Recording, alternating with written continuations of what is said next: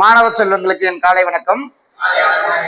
கண்ணா கவனி, நம்ம இதுக்கு முன்னாடி வேற்றுமை உறுப்புகளை பத்தி படிச்சோம். அந்த வேற்றுமை உறுப்புகள் பகுதி 1க்கு அடுத்து பகுதி 2 நமக்கு 12ஆம் வகுப்புல எந்தெந்த இடங்கள்ல அந்த வேற்றுமை உறுப்புகள் பெயர் சொற்களை கொண்டு எப்படி தொடரை அமைப்பதுன்னு சொல்லி நம்ம 2வது பகுதி 2 படிச்சுமா. பகுதி 2ல பார்த்தோம். இது பகுதி 3. இதுலயும் நமக்கு மறுபடியும் கொடுத்துருக்காங்க. என்னன்னு கொடுத்துருக்காங்கன்னா, பெயர் சொற்களை தொடர்களுக்கு தகுந்தாப்புல மாற்றி நம்ம எழுதணும்னு சொல்லி நமக்கு பாடத்துல கொடுத்துருக்கான். இது 12ஆவதுல இருக்கிற வினா. இதுவும் உனக்கு எங்க தேவைப்படும்னா டிஎன்பிசியில தேவைப்படும். சரிதானே? இது புத்தகத்துல எத்தனாவது பக்கத்துல பாரு, புத்தகத்துல 126வது பக்கத்துல 12ஆம் வகுப்பு புத்தகத்துல இருக்கு பாரு.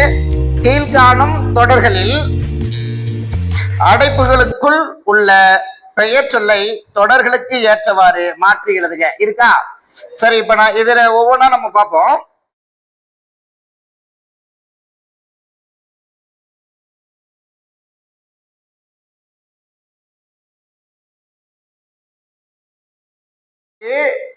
இந்த அடைப்புன்றது பிராக்கெட் போட்டு கொடுத்துருக்கிறதுக்கு பேர் அடைப்பு. ஆமா தானே? இதுக்குள்ள சில பெயர் சொற்கள் இருக்கும். அந்த பெயர் சொற்களை தொடர்களுக்கு ஏற்றவாறு நம்ம மாத்தி எழுதணும். இதை படிச்சு பார்த்தாலே தெரியும். கபிலன் என்பது ஒரு பெயர், குமரன் என்பது ஒரு பெயர் தானே? சரி, கபிலன் திறமையானவர். கபிலன் திறமையானவன்றது இதுல கொடுத்துட்டான்.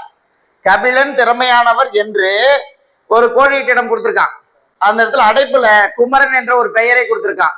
இந்த பெயரை கொண்டு நம்ம வேற்றுமை உறுப்புகள் இங்க எந்த பொருத்தணும்னா சரியா இருக்கும் பாரு. குமரன் அப்படிங்கிற வார்த்தை இங்க என்ன வேற்றுமை உறுப்பு மாத்திக்கலாம்? குமரனுக்கு என்னன்னு மாத்தலாம்?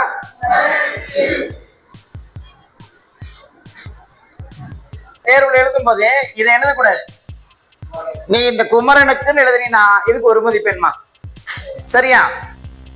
அடுத்தது என்ன கொடுத்துருக்கான்?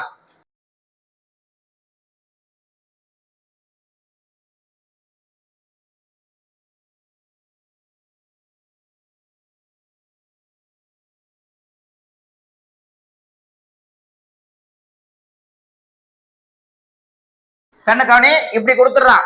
கொடுத்துட்டு அடைப்புல அணைன்னு கொடுத்துருக்கான். இந்த அணைங்கிறது நம்ம எப்படி மாத்தணும்? நேற்று முதல் அணை, அணையின் சொல்லு, அணையின் நீர்மட்டம் உயர்ந்து வருகிறது. இப்படி எழுதணும். சரியா? அதுக்கு அடுத்து 3வது என்ன கொடுத்துருக்கான்?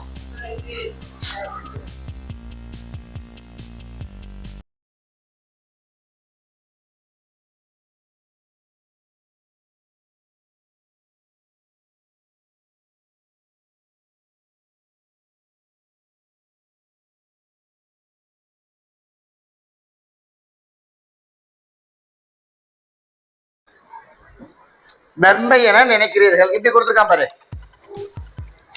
உங்களுக்கு டேஸ் நன்மை என நினைக்கிறீர்கள். அடைப்புல யார் கொடுத்துருக்கான்? இது எப்படி மாத்தணும்? யாரால். இப்படி எழுதிட்டா இதுக்கு ஒரு மதிப்பெண். அடுத்தது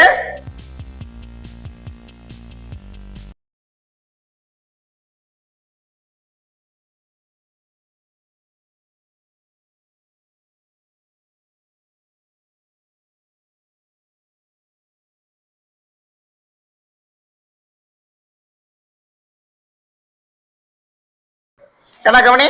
முருகன் டேஸ் வேகம் சென்றும் பேருந்தை பிடிக்க இயலவில்லை. இப்படி கொடுத்துருக்கானா? அப்ப இந்த வேகம்ங்கிற வார்த்தையை நம்ம எப்படி மாத்தலாம்? அந்த சொல்லை நம்ம எப்படி மாத்தணும்? வேகமாக. வேகமாக சென்றும் நம்முடைய டேஸ் தேவை. அடைப்புக்குள்ள என்ன இருக்கு? தேவை.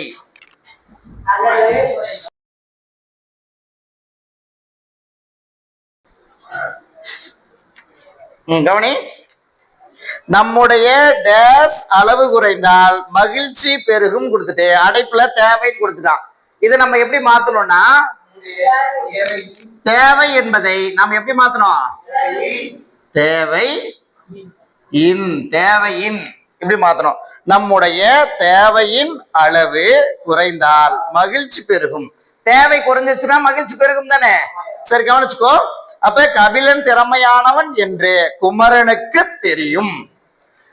நேற்று முதல் அணையின் நீர்மட்டம் உயர்ந்து வருகிறது. உங்களுக்கு யாரால் நன்மை என நினைக்கிறீர்கள்? முருகன் வேகமாக சென்றும் பேருந்தை பிடிக்க இயலவில்லை. நம்முடைய தேவையின் அளவு குறைந்தால் மகிழ்ச்சி பெருகும். பேருந்தை பிடிக்க, அப்ப பீங்கிறது எழுத்து வருது இல்லையா? இந்த இடத்துல என்ன பண்ணணும்னா காசா தாப்பா இதுல எது ஒற்று பொருத்தமா இருக்குமோ அதை எழுதணும். சரிதானே? அப்ப பேருந்தைங்கிறத நம்ம எப்படி எழுதணும்? பேருந்தை பிடிக்க இயலவில்லை இப்படி எழுதணும். சரிதானே? ரைட். இதெல்லாம் நல்லா படிங்க. இப்படி இதை சரியா நீங்க ஒரு தடவை எழுதி பார்த்துக்கோ. இது மொழித்திறன் பயிற்சியில நமக்கு கொடுத்துருப்பாங்க. கட்டாயமா இதுவும் நமக்கு பொது தேர்வுக்கு கேட்கப்படுகிற வினாக்கள். சரிதானே? நல்லா படிங்க. கட்டாயமா எக்ஸாம்ல வரும்போது என்ன பண்ண முடியும்? நம்மள இந்த தேர்வில் எழுதிட்டு நல்ல மதிப்பெண் பெற முடியும். வாழ்த்துக்கள்ப்பா.